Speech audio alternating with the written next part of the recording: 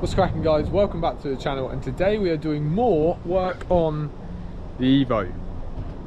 Okay, so if you've been keeping up to date with the content, you'll have seen in the last video that we put the HKS blow-off valve back onto the car, but we're now running it as an atmospheric blow-off valve, so we don't have that horrible recirculation pipe in here. The reason we can do that is because we're now running an aftermarket ECU and running on speed density. We basically don't have to worry about the car stalling, which will happen on Evos if you run an atmospheric blow-off valve. So as soon as you put an aftermarket ECU on and run on speed density, you haven't got a problem.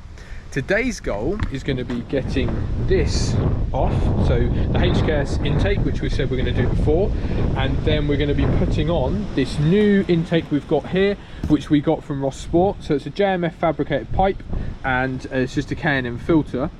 We've also got these two ports here. So one of them is for where we used to have, where you have the standard boost solenoid, which we don't have anymore because we have a 3-port on, so that's going to get blocked up. The other one is just for the breather, which pretty much just comes from the rocker cover. So this pipe here just comes down and, I don't know if you can see, attaches just onto there. So we'll have to do the same thing today, just attach it on. So we're going to basically get to work with taking that off, and then we're going to get the new intake on, and yeah, it will just clean the engine bay up as well, because we're not going to have this here anymore, because obviously that is pretty much redundant. That's obviously airflow meter, so that's not needed. And like I said, if anyone is looking for an intake, that one is for sale now. So if you own an Evo 7, 8 or 9, let me know and you can take it off my hands. Okay guys, so as we can see, that's the old one off.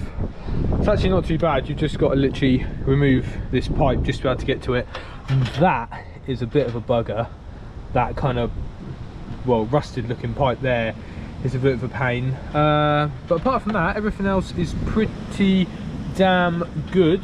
So the old one is off. Time to get the new one put on and have hopefully a really good sucky sounding car.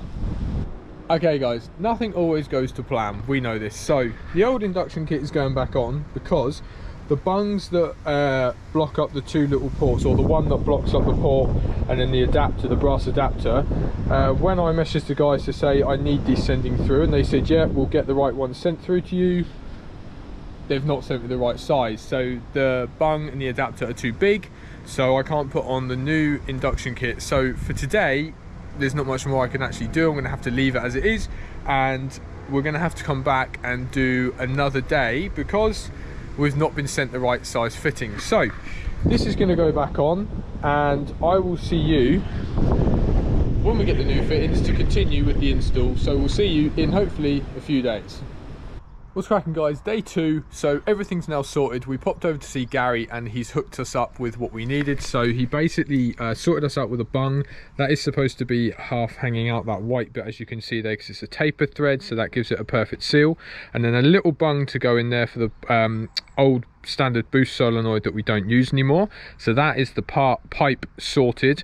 We've taken the old intake off, and it looks like it potentially might start to rain. There's some grey clouds over here and it keeps spitting. So what I'm going to do, guys, is I'm just going to get this new intake onto the car. You've seen videos of me before with music, some B-roll of me just basically undoing clips and doing clips up. So I'm going to get this on, and then when it's on, I'll show you what it looks like.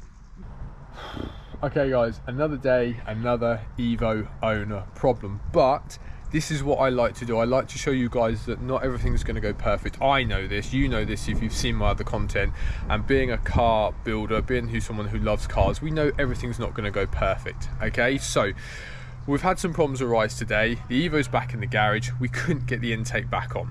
Number one was this, and as you can see in the photo, the breather pipe hose does not reach the intake pipe. So we can't really do much about that. We need to get a longer hose, so we're going to have to take the car to Gary to get that.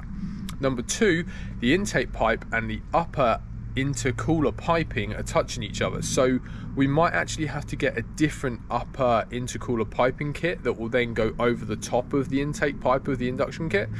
Again, something we'll probably go to Gary, have a chat with him about, but we can't do that for now because of two reasons. Number one, Gary's going away on holiday for a little while, so we're going to have to wait for him to come back. And number two is that the car's off the road at the moment because it's winter and salt starts going down on the road, and people who have Evos tend to take them off the road because we don't want them to rust. So it's not a bad thing, because when it then has time to go to Gary in the near future, we're going to have the benefit of, we've got a few other little things that are going onto the car, so we can do it all at one time. But we want to get his opinion just to make sure that pipes aren't too close together, things aren't going to start overheating and having problems in the car. So like I say, I like to show you this content, that nothing is always going to be good when you are doing car builds, and when you're not a trained mechanic. I'm not, so I'm learning along the way, and it's, you know, this is a car that I love and I don't want to go and mess it up, so I always want to make sure I'm getting the best advice I can. I'm trying to do as much of it I can myself, but when it comes down to this sort of stuff, I don't want to bodge it. I want to make sure it's done correctly so the car's running right and we're not going to have any problems. So hopefully you've enjoyed it as best as you can, and obviously if you're going to think about doing anything like this to your Evo, you're not going to run into these problems, and you'll know by seeing my stuff what you need to do to avoid it. So I'm going to leave it there. We'll see you in the next one. Thanks for the support as always. Peace out, guys.